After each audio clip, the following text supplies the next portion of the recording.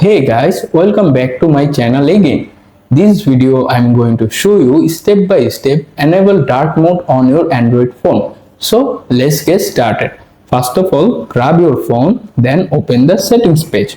Once you are in the main settings page on your phone, simply scroll down a little, look for the display option, tap on it to open the display page. After that, at the very top, here you can find the display section under two options, light, dark. If you decide to enable dark mode on your phone, simply tap on this option and right now automatically turn on dark mode on your phone.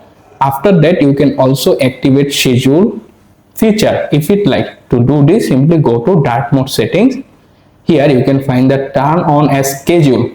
Turn it on. Here you can see two options. You can select the sunset to sunrise or custom schedule if you like. That's it. How you can easily activate dark mode on your Android phone. If you found this guide will help you, please subscribe my channel. Goodbye everyone.